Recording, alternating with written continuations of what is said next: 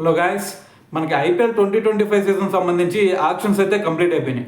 ఈ actions complete అయిపోయిన తర్వాత ఖచ్చితంగా మనం ఒక టీం గురించి అయితే ఇక్కడ ఖచ్చితంగా మాట్లాడుకోవాలి. ఆ టీం పేరే సిఎస్కే.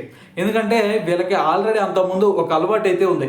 ఏదైనా ఒక సీజన్ వీళ్ళు ప్లే ఆఫ్స్కి రాకపోయినా, లేదంటే సీజన్ నుంచి ఎలిమినేట్ అయినా కానీ ఖచ్చితంగా నెక్స్ట్ సీజన్ వచ్చేసరికి వీళ్ళు ఖచ్చితంగా ట్రోఫీ కొట్టి వెళ్ళిపోతారు.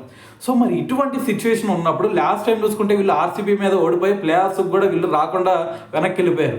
సో మరి ఇటువంటి సిచ్యువేషన్లో ఖచ్చితంగా మరి ఈసారి ఖచ్చితంగా టైటిల్ కొడతారా లేదా అనే దాని గురించి ఈ వీడియోలో అయితే క్లియర్గా మాట్లాడుకుందాం.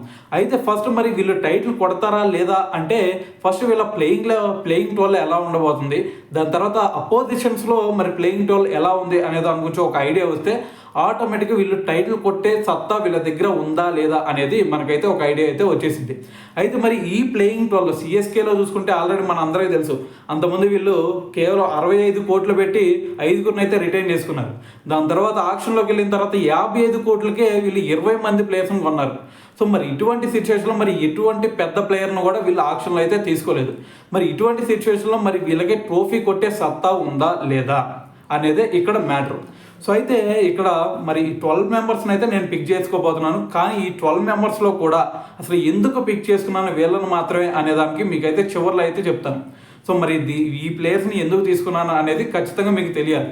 అయితే ఫస్ట్ కనుక మనం చూసుకుంటే వీళ్ళకల్లే టాప్ ఆర్డర్ చూసుకుంటే మనందరూ తెలుసు, వీళ్ళకల్లే ఎప్పటి నుంచో వస్తున్న టాప్ ఆర్డర్ డెవన్ కాన్వే, దాని తర్వాత రుతురాజ్ గైక్వాడ్. సో వీళ్ళిద్దరైతే ఓపెనింగ్ చేస్తారు. దాంతోపాటు వీళ్ళిద్దరికి కూడా ఒక్కొక్క స్కిల్ ఉంది. డెవన్ కాన్వే ఫస్ట్ నుంచి అగ్రెసివ్ మోడ్లోకి వెళ్ళిపోతాడు. దాని తర్వాత రుతురాజ్ చూసుకుంటే కొంచెం ఫస్ట్లో వికెట్ ఆపుకుని దాని తర్వాత బీస్ట్ మోడ్లోకి వెళ్ళిపోతాడు. సో వీళ్ళిద్దరిలో చూసుకుంటే ఒకళ్ళు అటాకింగ్ మోడ్ ఆడతాడు, దాని తర్వాత ఒకళ్ళు కొంచెం వికెట్ ఆపుతారు. సో ఇటువంటి సిచ్యువేషన్లో దాంతోపాటు right and left hand combination కూడా అదుర్సు. సో మరి ఇటువంటి సిచ్యువేషన్లో వీళ్ళకి ఓపెనింగ్లో ఎటువంటి బ్యాక్ డ్రాప్ కూడా లేదని చెప్పాలి. సో మరి దాని తర్వాత నెంబర్ 3 స్పాట్లో వీళ్ళు ఆక్షన్లో ఒక ప్లేయర్ని తీసుకున్నారు. అతని పేరు రాహుల్ త్రిపాఠి. సో మరి రాహుల్ త్రిపాఠి ఎలా ఆడతాడు భయ్యా అంటే, రాహుల్ త్రిపాఠిలో వీళ్ళిద్దరిలో ఉన్న క్యారెక్టర్స్ ఉంటాయి. గైక్వాడ్లో ఉన్న క్యారెక్టర్ ఒకటి, దాని తర్వాత వచ్చేసరికి డెవన్ కాన్వేలో ఉన్న క్యారెక్టర్, వీళ్ళిద్దరిలో క్యారెక్టర్ల మిక్సింగే మన రాహుల్ త్రిపాఠి. ఎందుకంటే ఫస్ట్ నుంచి అగ్రెసివ్గా ఆడమన్నా ఆడేస్తాడు. లేదు అలా కాదు, నాకు ముందు జిడ్డాడి దాని తర్వాత వికెట్ను ఆపేసి దాని తర్వాత కొంచెం బీస్ట్ మోడ్లోకి వెళ్ళమన్నా కానీ అటువంటి గేమ్ కూడా ఆడగల సత్తా రాహుల్ త్రిపాఠిలో ఉంది. సో మరి ఇటువంటి సిచ్యువేషన్లో వీళ్ళ టాప్ 3 ప్లేసెస్ అయితే ఎక్స్ట్రాడినరీ అని చెప్పాలి. సో నువ్వు ఎటువంటి సిచ్యువేషన్లో ఏ గేమ్ ఆడాలో వీళ్ళ ముగ్గురు నుంచి అయితే నేర్చేసుకోవచ్చు. సో మరి ఇటువంటి సిచ్యువేషన్లో మరి అటువైపు మరి ఎస్ఆర్హెచ్ టీంలో చూసుకున్నా, కేకేఆర్లో చూసుకున్నా, ఇంక ఏ టీంలో చూసుకున్నా మరి ఇటువంటి సిచ్యువేషన్ తగ్గట్టు ఆడగల ప్లేయర్స్ అయితే ఎక్కడా కూడా కనిపించరు. సో బీస్ట్ మోడ్లో ఆడే ప్లేయర్స్ మాత్రమే కనిపిస్తారు, కానీ సిచ్యువేషన్ తగ్గట్టు ఆడగల ప్లేయర్స్ సిఎస్కేలో మాత్రమే కనిపిస్తారు. సో మరి దాని తర్వాత 3 ప్లేసెస్ ఓకే భయ, నెంబర్ 4th ప్లేస్లో ఎవరు ఆడతారు? సో మరి మనందరూ తెలుసు, మనకి పవర్ ప్లేలోనే ఏదన్నా వికెట్ పడిందంటే డెవన్ కాన్వేది ఆటోమేటిక్గా రాహుల్ త్రిపాఠి ఆడతాడు. దాని తర్వాత కొంచెం అగ్రెసివ్ మోడ్లో వెళ్ళాలన్నా అగ్రెసివ్ మోడ్లోకి వెళ్ళిపోతాడు. దాని తర్వాత పవర్ ప్లే అయిపోయిన తర్వాత ఏదన్నా వికెట్ పడిందే అనుకుందాం, సపోజ్ రుతురాజ్ గైక్వాడే అవుట్ అయ్యాడు అనుకుందాం. సో అటువంటి సిచ్యువేషన్లో మనందరూ తెలుసు శివన్ డుబే వస్తాడు. సో మరి శివన్ డుబే వస్తే శివన్ డుబేకి ఒక క్వాలిటీ ఉంది. అదేంటి అంటే ఒక క్యారెక్టర్ ఏందయ్యా అంటే శివన్ డుబేకి స్పిన్నర్స్ను ఉతికి ఆడేస్తాడు. సో మరి స్పిన్నర్స్ మరి మనకి పవర్ ప్లే అయిపోయిన తర్వాత మరి స్పిన్నర్స్ ఆటోమేటిక్గా ప్లేలోకి వస్తారు. సో మరి స్పిన్నర్స్ వచ్చిన తర్వాత మరి వాళ్ళనే అగ్రెసివ్ మోడ్గా మరి వాళ్ళని అగ్రెసివ్గా ఆడాలి అంటే మనకి శివన్ డుబే ఉన్నాడు. సో దాంతోపాటు రాహుల్ త్రిపాఠి గురించి కూడా మనందరూ తెలుసు, స్వీప్ షాట్లో ఎక్స్ట్రాడినరీగా ఆడతాడు మరి స్పిన్నర్స్ మీద. సో మరి ఇటువంటి సిచ్యువేషన్లో వీళ్ళిద్దరు కూడా left and right hand combination కూడా వీళ్ళిద్దరికి ఉండిద్ది. సో ఇటువంటి సిచ్యువేషన్లో ఇద్దరు కూడా మ్యాచ్ను ముందుకు తీసుకెళ్తారు. దాంతోపాటు ఒక బీస్ట్ మోడ్లో కూడా తీసుకెళ్ళే సామర్థ్యం అయితే వీళ్ళిద్దరికి ఉంది. అయితే దాని తర్వాత మరి నెంబర్ 5 ప్లేస్లో ఎవరు వస్తారు అనేది ఇక్కడ మ్యాటర్. సో అయితే నా పర్సనల్ ఒపీనియన్ ఏంటి అంటే, చెన్నై టైటిల్ కొట్టాలి అంటే వితౌట్ ఎనీ డౌట్, ఏ డౌట్ లేకుండా చెన్నై కనుక టైటిల్ కొట్టాలి అంటే నెంబర్ 5 ప్లేస్లో ధోని వస్తే చాలా బెటర్ అనేది నా ఫీలింగ్. కానీ ఎంఎస్ ధోని అలా రాడు కాబట్టి సో ఆ ప్లేస్ వచ్చేసరికి మనం రవీంద్ర జడేజాకి ఇచ్చేయాలి. సో మరి ఇది కళ్ళు మూసుకొని ఇచ్చేసేయాల్సిందే. సో మన చేతిలో ఏది లేదు కాబట్టి సో నెంబర్ 5 ప్లేస్లో వచ్చేసరికి జడేజా ఉంటాడు. కానీ జడేజాలో ఉన్న ఒక క్యారెక్టర్ ఏంటి అంటే, టాప్ ఆర్డర్ ఏదైనా కొలాప్స్ అయినా లేదంటే లోయర్ మిడిల్ ఆర్డర్ ఏదైనా కొలాప్స్ అయినా సరే ఒక్కడే మ్యాచ్ అయితే ముగిచ్చేస్తాడు ఎటువంటి సిచ్యువేషన్లో ఉన్నా కానీ. అంతకుముందు మనం జీటీలో కూడా చూసాం, జీటీ మీద ఫైనల్లో సో అటువైపు శివన్ డూబే ఉన్నా కూడా మనోడే మరి జడేజానే మ్యాచ్ ఫినిష్ చేసి టైటిల్ అందించాడు. సో మరి ఇటువంటి సిచ్యువేషన్లో మరి జడేజాకి అయితే ఒక క్యారెక్టర్ ఉంది. మ్యాచ్ మొత్తం స్ట్రగుల్ అయ్యారు అంటే ఖచ్చితంగా మనోడు నేనున్నానని చెప్పేసి ముందుకు వస్తాడు. సో మరి నెంబర్ 5th ప్లేస్లో మరి ఖచ్చితంగా జడేజాకి ఇచ్చేసేయాలి. దాని తర్వాత మరి నెంబర్ 6th ప్లేస్లో ఎవరు వస్తారు అంటే మరి ధోని అంతకుముందు ఒక స్టేట్మెంట్ ఇచ్చాడు. సో నేను లాస్ట్ టైం చూసుకుంటే ధోని నెంబర్ 8th ప్లేస్లో లేదంటే నెంబర్ 9th ప్లేస్లో అలా కూడా వచ్చాడు. సో దాని అందరికి రీజన్ ఏందయ్యా ధోని అంటే ఒక స్టేట్మెంట్ ఇచ్చాడు. అదేంటి అంటే మాకు T20 వరల్డ్ కప్ ఉంది ఈ ఐపీఎల్ అయిపోయిన తర్వాత. సో అందుకని చెప్పేసి ఆ T20 వరల్డ్ కప్కి మా సిఎస్కే ప్లేయర్స్ వాళ్ళ టాలెంట్ని నిరూపించుకొని ఆ T20 వరల్డ్ కప్లో ప్లేస్ సంపాదించాలి అనే ఉద్దేశంతోనే నేను వాళ్ళకి ఛాన్స్ ఇచ్చి నేను కింద రావడం జరిగింది అని చెప్పేసి ఒక స్టేట్మెంట్ ఇచ్చాడు. సో మరి ఈసారి కూడా అటువంటి స్టేట్మెంట్ ఏదన్నా ఇస్తాడా అంటే మరి ఇచ్చే సందర్భం కూడా మనకు ఉంది. ఎందుకంటే మనకి రేపు February 19 నుంచి ఛాంపియన్స్ ట్రోఫీ ఉంది. సో మరి ఆ ఛాంపియన్స్ ట్రోఫీకి మరి ఇంకా ప్లేయింగ్ 11 ఎవరు, దాని తర్వాత ఇంకా స్క్వాడ్ ఏమి కూడా అనౌన్స్ చేయలేదు, షెడ్యూల్ కూడా అనౌన్స్ చేయలేదు కాబట్టి సో మరి దాన్ని దృష్టిలో పెట్టుకొని మళ్ళీ ఇంకా ఏదైనా డౌన్ ది ఆర్డర్ వస్తాడా అనేది అయితే మన చేతిలో లేదు. సో అయితే నెంబర్ 6th ప్లేస్లో వచ్చేసరికి మనకి శ్యామ్ కర్న్ ఆడిన, నెంబర్ 7th ప్లేస్లో ఎంఎస్ ధోని వస్తాడు. సో మరి నెంబర్ 7th ప్లేస్లో ఎంఎస్ ధోని అయితే నెంబర్ 8th పొజిషన్లో ఎవరు ఆడతారు? సో నెంబర్ 8th ప్లేస్లో వచ్చేసరికి నేనైతే దీపక్ హూడాకి అయితే ఛాన్స్ ఇస్తాను. సో ఎందుకంటే ఒక ఇంపాక్ట్ ప్లేయర్గా మాత్రమే దీపక్ హూడాని నేను ఇక్కడ తీసుకుంటున్నాను. సో మరి దీపక్ హూడాని నెంబర్ 8th పొజిషన్లో అయితే నెంబర్ 9th పొజిషన్లో అశ్విన్ ఆడతాడు. సో మరి అశ్విన్ గురించి మనందరూ తెలుసు, అశ్విన్ కూడా మంచి బ్యాటింగ్ చేయగలుగుతాడు. సో అయితే వీళ్ళకి ఇక్కడ 9 ప్లేసెస్ వరకు వీళ్ళకి బ్యాటింగ్కి డోకా లేదు. సో దాని తర్వాత రిమైనింగ్ 2 ప్లేసెస్ కనుక ఒక్కసారి మనం చూసుకుంటే నెంబర్ 10 పొజిషన్లో వచ్చేసరికి నూర్ అహ్మద్ ఆడతాడు. దాని తర్వాత లాస్ట్ పొజిషన్లో వచ్చేసరికి మనకి ఖలీల్ అహ్మద్ ఆడతాడు. సో అయితే మరి ఇంపాక్ట్ ప్లేయర్గా చూసుకుంటే మనకి ఆల్రెడీ పతిరానా ఉన్నాడు. సో మరి ఇక్కడ దీపక్ హూడాని దాని తర్వాత పతిరానాని వీళ్ళిద్దరిని ఇంపాక్ట్ ప్లేయర్గా తీసుకుంటే సో మనకైతే టీం అయితే సెట్ అయిపోయింది. సో అయితే మరి టీం అయితే మరి 12 మందిని చెప్పావు ఎట్టగడ్డ, మరి వీళ్ళల్లో క్వాలిటీస్ ఏంది, మరి వీళ్ళ ట్రోఫీ కొట్ట సత్తా వీళ్ళకుందా అనే డౌట్ నీకు రావచ్చు. అదే చెప్తాను విని. ఇప్పుడు వీళ్ళకల్లే చూసుకుంటే మరి ఏ టీంకైనా అటువైపు ఎస్ఆర్హెచ్లో చూసుకుంటే టాప్ ఆర్డర్ ఎక్స్ట్రాడినరీ, మిడిల్ ఆర్డర్లో చూసుకుంటే క్లాస్ను ఒక్కడే ఒట్టి చేత గెలిపించేస్తాడు. మరి అటువైపు ముంబై ఇండియన్స్ టీం ఉంది. ముంబై ఇండియన్స్ టీంలో ఏళ్ళ మీద లెక్కేయచ్చు వాళ్ళ హిట్టర్లే. సో మొత్తం 5-6 వరుసగా వాళ్ళకల్లా హిట్టర్లే కనిపిస్తారు. లేదు అంటావా మరి ఆర్సీబీలో చూసుకుంటావా, ఆర్సీబీలో చూసుకుంటే మిడిల్ ఆర్డర్లో మరి టిమ్ డేవిడ్ ఉన్నాడు, లివింగ్స్టోన్ ఉన్నాడు.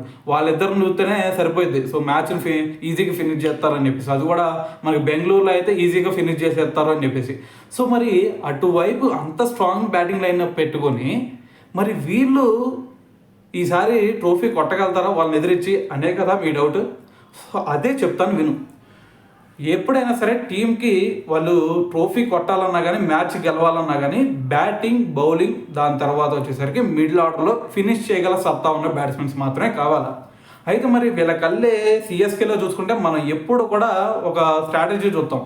వీళ్ళకల్లే ఎప్పుడు కూడా ఒక టాప్ క్లాస్ బ్యాట్స్మెన్స్ని వీళ్ళు ఎప్పుడు కూడా తీసుకోరు. తీసుకున్న వాళ్ళనే వీళ్ళు కొంచెం పుషప్ చేసి వాళ్ళ నుంచి బెస్ట్ రాబడతారు. సో అయితే ఎక్కడ కూడా అదే సినారియో, ఎప్పుడు కూడా వీళ్ళకలే ఒక పవర్ హిట్టర్స్ కూడా ఎప్పుడూ ఉండరు. సో అదే సినారియో ఇప్పుడు కూడా ఉంది. సో అంతకుముందు ఎంత బీస్ట్ మోడ్లో ఉన్న ముంబై ఇండియన్స్ లాంటి టీంను కూడా ఓడించిన సందర్భాలు ఉన్నాయి ఇటువంటి చిన్న టీమ్స్ని పెట్టుకొని సిఎస్కే. సో దాని అందరికీ రీజన్ ఏందయ్యా అంటే ఒక రీజన్ ఏంటంటే మనందరూ తెలిసింది ఎంఎస్ ధోని ఉన్నాడు అనే ఒకే ఒక అండ.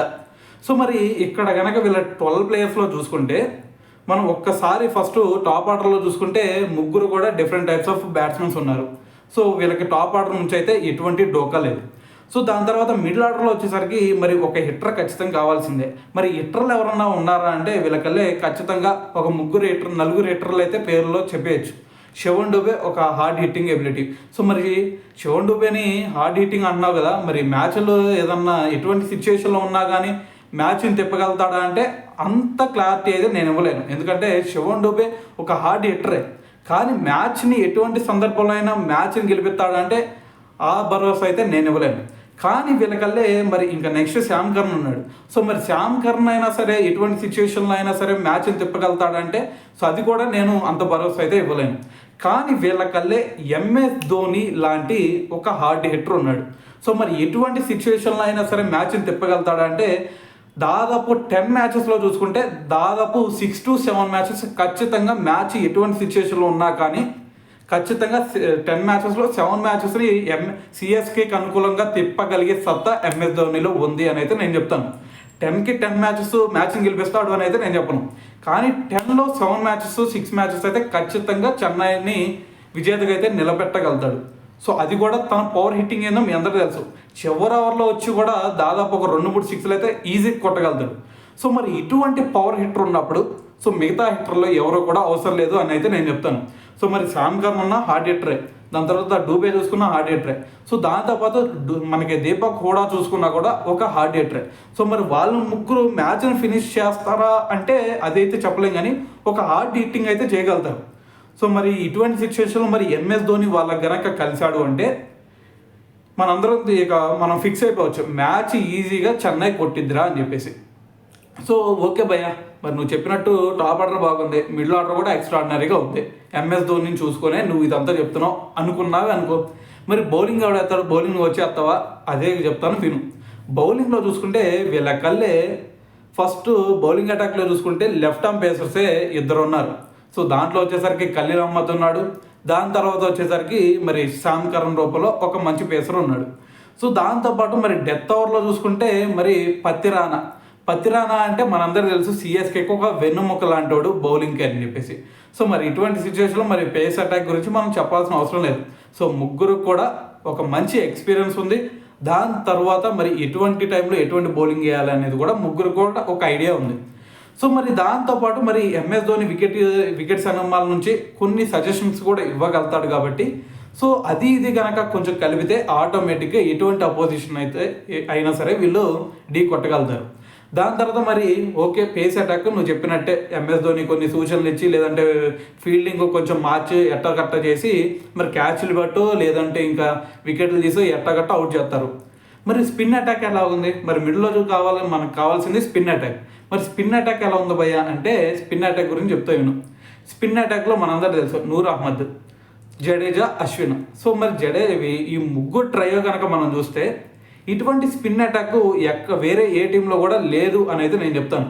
సో ఎందుకంటే అశ్విన్ని మించిన బౌలరు మరి నాకైతే ఇప్పుడు కనిపించట్లేదు. సో దాని తర్వాత మరి జడేజా లాంటి ఒక స్పిన్ ఆల్రౌండర్ కూడా మనకి ఎక్కడా కూడా కనిపించడు. సో మరి ఇటువంటి సిచ్యువేషన్లో ఇద్దరు కూడా ఒక టాప్ క్లాస్ స్పిన్నర్స్ ఉన్నారు. దాంతోపాటు మరి మనకి నూర్ అహ్మద్ కూడా ఉన్నాడు. సో మరి ఇటువంటి స్ట్రాంగ్ స్పిన్ అటాక్ అయితే వీళ్ళకు ఉంది. దాంతోపాటు వీళ్ళకి ఒక స్ట్రాంగ్ బ్యాటింగ్ లైనప్ ఉంది, ఒక మిడిల్ ఆర్డర్ మంచిగా ఉంది. దాని తర్వాత ఒక పేస్ అటాక్ కూడా ధోని స్ట్రాటజీతో కలుపుకుంటే పేస్ అటాక్ కూడా ఎక్స్ట్రాడినరీగా ఉంది.